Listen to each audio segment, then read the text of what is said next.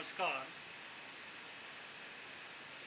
आज हम third paper learning and teaching अधिगम और शिक्षण के अंतर्गत अधिगम शैलियों के विभिन्न model different models of learning styles का अध्ययन करेंगे। अधिगम शैलियों के विभिन्न मॉडल निम्न प्रकार हैं: Anthony Gregorc model, David Kolb model, Sudbury democratic education model, Fleming model और स्टेनबर्न मॉडल। इन मॉडलों का संक्षिप्त विवरण हम एक एक करके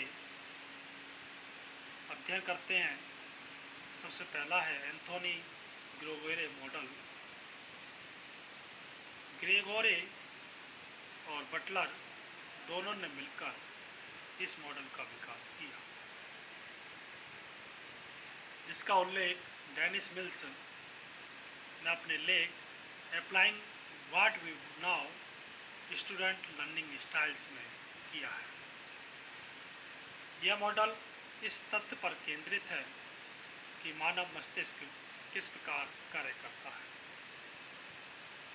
अर्थात इस मॉडल का आधार प्रत्यक्षीकरण या परसेप्शन है। प्रत्यक्षीकरण के आधार पर ही हम बहुत सी चीज़ों के बारे में ठीक से जानते हैं और उनके बारे में उचित निर्णय लेते हैं। दूसरे शब्दों में हम कह सकते हैं कि हमारे पास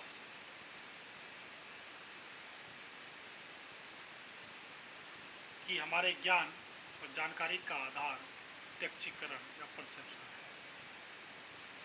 है। यदि हम ठीक से परसेप्शन नहीं कर पाते हैं तो केवल अनुमान के आधार पर ही निष्कर्ष या रिजल्ट निकालते हैं। तो इस प्रकार निकाले गए निष्कर्षों का सामान्यीकरण जनरलाइजेशन नहीं किया जा सकता। यह मॉडल प्रत्यक्षीकरण संबंधी कुछ विशेषताओं को समाहित किए होता है, जैसे मूर्त, अब्स्ट्रैक्ट और अमूर्त कॉन्क्रीट।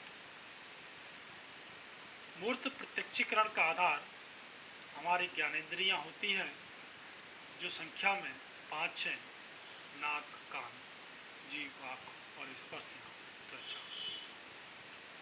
इनके माध्यम से हम प्रत्येक तौर से सही प्रत्यक्षीकरण या परसेप्शन कर सकते हैं, जबकि मूर्त प्रत्यक्षीकरण में वस्तुओं, विचारों, योग्यताओं आदि को प्रत्यक्ष तौर पर नहीं देखा जा सकता। उनका अनुभव के आधार पर केवल अनुमान ही लगाया जाता है, जो सही भी हो सकता है और गलत भी। साथ ही यादृच्छिकी सूचना, रैंडम इन्फॉर्मेशन का संगठन टुकड़ों में अर्थात खंडित रूप में देखने को मिलता है, जबकि अनुक्रमिक या सीक्वेंशियल सूचना का एक गठन एक निश्चित क्रम में तार्किक ढंग से किया जाता है, जैसे क्रिकेट के खिलाड़ियों को उनके प्रदर्शन के आधार पर स्थान क्रम या रेटिंग प्रदान करना।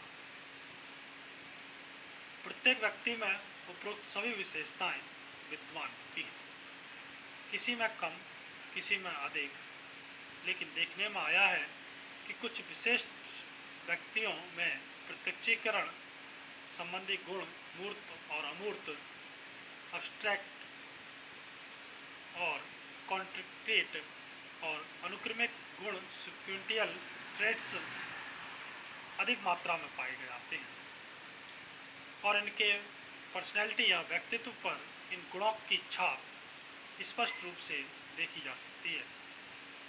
ये सभी विशेषताएं 4 प्रकार के समुच्चयों या सेट्स में देखने को मिलती हैं, जो इनकी प्रभावशीलता को दर्शाता है। ये समुच्चय हैं मूर्त यादृच्छिकी या अब्स्ट्रैक्ट रैंडम और सीक्वेंशियल कॉन्क्रीट या अमूर्त यादृच्छिकी। जो व्यक्ति जितने प्रकार की समस्याओं से संबंध रखता है उनकी संवेदना का स्तर उच्च होता है। वे अधिक से अधिक वस्तुओं के बारे में जानने की जिज्ञासा रखते हैं और कक्षा परिस्थिति में या क्लास की जो भी परिस्थितियाँ होती हैं, शिक्षण अधिगम प्रक्रिया या लर्निंग प्रोसेस में बढ़ चढ़कर भाग लेते हैं। कहने का तात्पर्य है कि उन्हें तब तक संतोष प्राप्त नहीं होता जब तक कि वे सीखने का अपेक्षित स्तर प्राप्त नहीं कर लेते। इससे अगला है दूसरा, डेविड कॉल्ब मॉडल।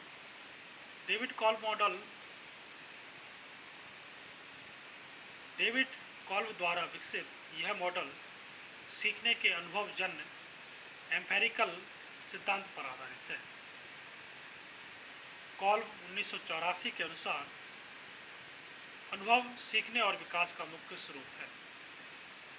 कॉल्ब का यह मॉडल अनुभव दो पक्षों पर बल देता है, अनुभवों को ग्रहण करना और अनुभवों को रूपांतरित करना। अनुभव ग्रहण करने में मूर्त अनुभव कॉन्क्रीट एक्सपीरियंसेस और अमूर्त संप्रत्ययीकरण अब्स्ट्रैक्ट कॉन्सेप्टुअलाइजेशन मुख्य भूमिका निभाते हैं, जबकि अनुभवों को रूपांतरित करने में चिंतनशील निरीक्षण, रिफ्लेक्टिव ऑब्जर्वेशन और सक्रिय प्रयोग एक्टिव एक्सपेरिमेंटेशन मुख्य भूमिका निभाते हैं। कॉल्ब के अनुसार सीखने की आदर्श प्रक्रिया में इन चारों की भूमिका महत्वपूर्ण होती है, जिनका प्रयोग अधिगम परिस्थितियों में या लर्निंग की जो परिस्थितियों को ध्यान में रखते हुए सीखने को प्रभावशाली इफेक्टिव बनाने में किया जाता है।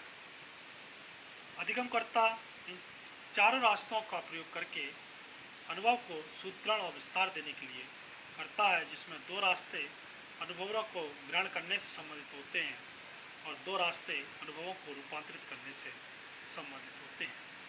इन चारों रास्तों से गुजरकर जाने पर जो अधिगम शैली या लर्निंग स्टाइल्स प्राप्त या तैयार की होती है, वह एक समुच्च सेट्स होता है जिसमें चार पक्षों का समावेश रहता है, जो इस प्रकार हैं: अभिसारक, कन्वर्जर, अपसारक, डाइवर्जर, आत्मसातक, एसिमिलेटर और समंजक एक्मुलेटर।